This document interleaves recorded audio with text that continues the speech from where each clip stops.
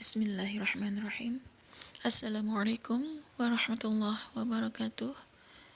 Bismillahirrahmanirrahim. Rabbi israh li sadri wa yassir li amri wahlul 'uqdatam min lisani yafqahu qawli.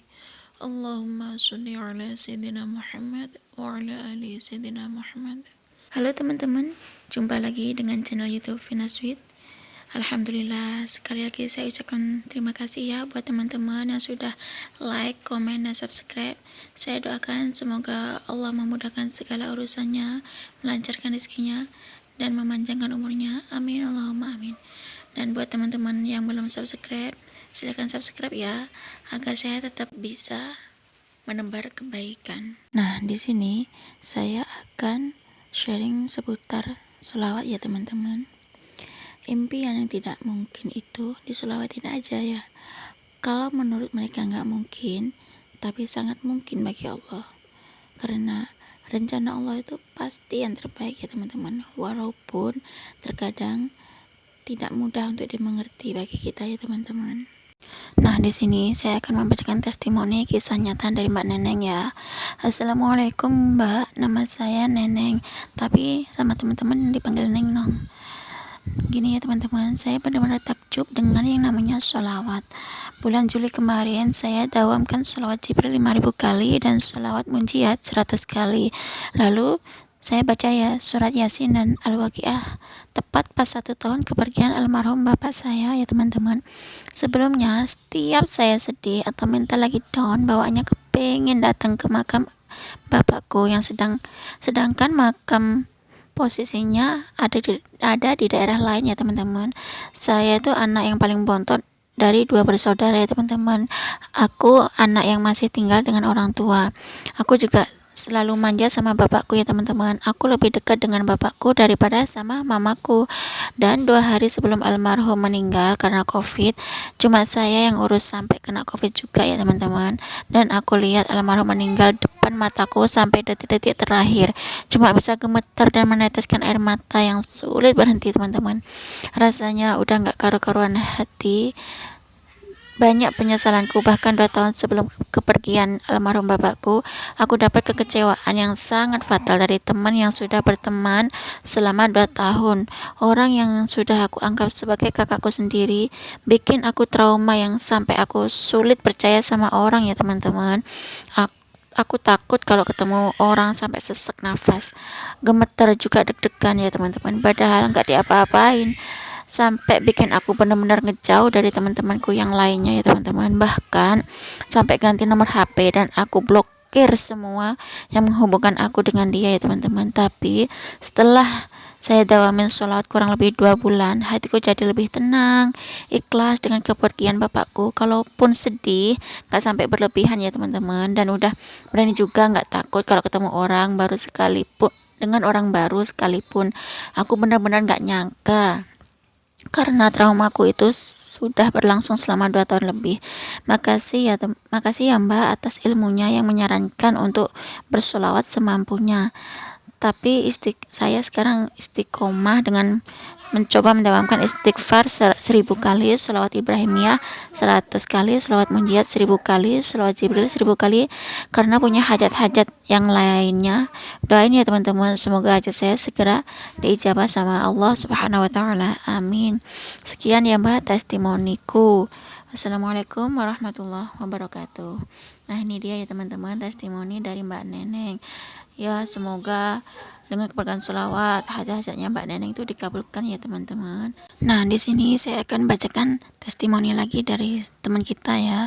Di sini saya membacakan testimoni dari Mbak Aliska. Assalamualaikum Mbak. Sebelumnya saya ucapkan terima kasih kepada Mbak Vin karena berkat saya nonton video Mbak Vin yang tentang amalan sholawat, akhirnya hati saya tergerak untuk mengamalkan sholawat. Gini ya teman-teman, sebelumnya saya itu memang berselawat cuma di saat saya aktivitas ya teman-teman. Kemudian saya tuh ketemu channelnya Mbak Vina ini, kemudian setiap video yang saya tonton selalu saya ulang, kadang sampai 3 kali ya teman-teman.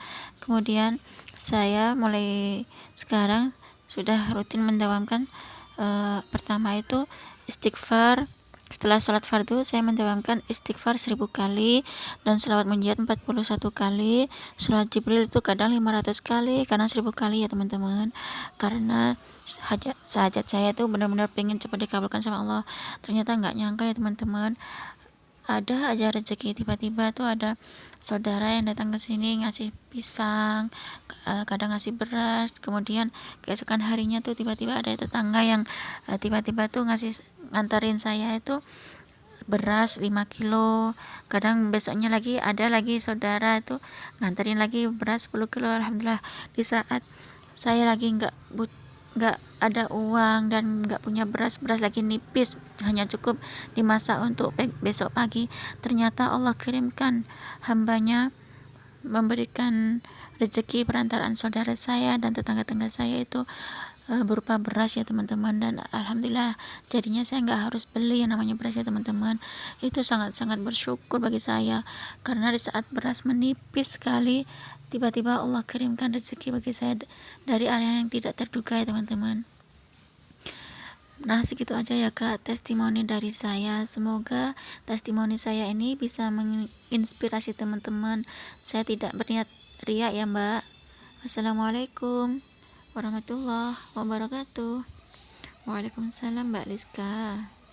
Nah itu teman-teman, benar-benar ajaib banget ya teman-teman.